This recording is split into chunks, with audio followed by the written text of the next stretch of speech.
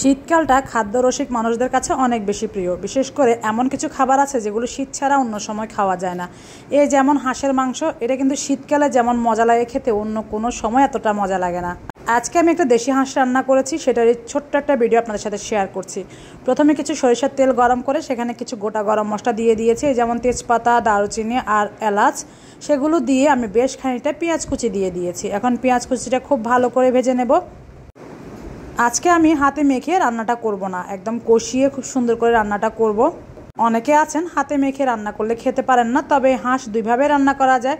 এরপরে আমি প্রায় 2 টেবিল চামচের থেকেও একটু বেশি আদা রসুন বাটা দিয়ে দিয়েছি। দুইটা একসাথে আমি ব্লেন্ড করে নিয়েছিলাম। পেঁয়াজ আর আদা রসুনটা এখন খুব ভালো করে ভেজে নেব। আজকের রান্নাটা আমি খুব সহজভাবে করার চেষ্টা করেছি, বাড়তি কোনো ঝামেলায় যায়নি। তারপরে দিয়ে দিয়েছি স্বাদ মতো লবণ দিয়ে পেঁয়াজ রসুনটাকে আরও ভালো করে ভেজে নিয়েছি। যখন একদম নরম হয়ে গিয়েছে পেঁয়াজগুলো, তখন আমি শুকনো মশলাগুলো দিয়ে নিচ্ছি। ঝালের জন্য লাল মরিচ, জিরার গুঁড়া, ধনিয়ার গুঁড়া আর আমি দিয়েছি হলুদের গুঁড়া। আপাতত এই মশলাগুলো দিয়ে এখন কষিয়ে নিব। ঝালটা যে যেমন খেতে পছন্দ করে সে তেমনটাই দিবে। একটু ঝাল ঝাল হলে হাঁসের মাংসটা খেতে ভালো লাগে। মশলাটা ভালো করে মিশিয়ে নিয়ে খুব সামান্য একটু পানি দিচ্ছি। এখন এটা খুব ভালো করে কষিয়ে নিব। মশলা যত ভালো করে কষানো হবে হাঁসের মাংসটা খেতে ততই সুস্বাদু হবে।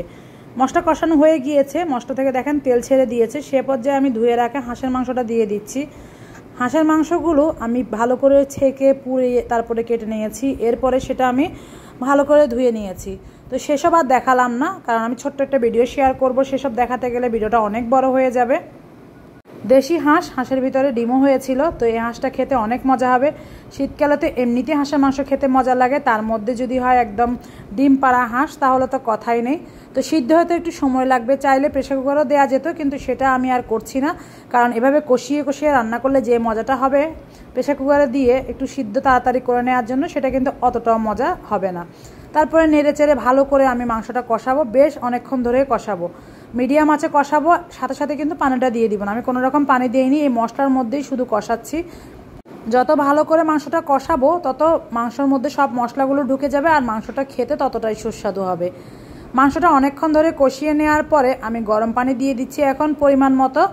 এখন আপাতত এতটুকুই দিচ্ছি, যদি এর মধ্যে সিদ্ধ না হয় আবারও পানি দিয়ে নিব আমি। এই যে আমি ঢাকনা উল্টে নিয়েছি, এখন আমি দিয়ে দিচ্ছি মাংসের মশলা। এখানে বেশ অনেক পদের মশলা দিয়ে একটা মশলা করা আছে, সেখান থেকে আমি 2 চামচ মশলা দিয়ে নিয়েছি। এটা দিলে বাড়তি আর কোনো মশলা দেওয়ার প্রয়োজন নেই, কারণ এখানে অনেক রকম মশলা দিয়ে মশলাটা করা হয়েছে। তো এই মশলা দেওয়ার পরে কিন্তু মাংসের আস্তে আস্তে কালারটা চেঞ্জ হয়ে যাবে। দেখেন আমি বেশ অনেকক্ষণ কষিয়েছি, এর মধ্যে আরও 2 বার আমি একটু একটু করে গরম পানি দিয়েছি। তো অতটুকু আমি আর ভিডিও করলাম না, কারণ সিদ্ধ হওয়ার জন্য যা যতটুকু রান্না করার অতটুকু করেছি। এই ফাঁকে আমি অবশ্য কয়েকটা কাঁচামরিচও দিয়েছি, সেটা অপশনাল, না দিলেও চলে, সেজন্য আর দেখালাম না। আর সবশেষে একটু ধনিয়া পাতা উপর থেকে ছড়িয়ে দিয়ে আমি নামিয়ে নিব, এটাও অপশনাল। অনেকে বলবো হাঁসের মাংসের সাথে আবার ধনিয়া পাতা দেওয়া লাগে নাকি। আসলে আমার কাছে দেখতে ভালো লাগে বা এর ফ্লেভারও ভালো লাগে, এই জন্য দিয়েছি। আপনার কাছে ভালো না লাগলে দিবেন না, এটা খুব সোজা হিসাব। এই মাংস আপনি রুটি, চিতই পিঠা, ভাত সব কিছুর সাথেই মজা করে খেতে পারবেন। হাঁসের মাংস কার কার পছন্দ অবশ্যই কমেন্টে জানাবেন। সবাই ভালো থাকবেন। আল্লাহ হাফেজ।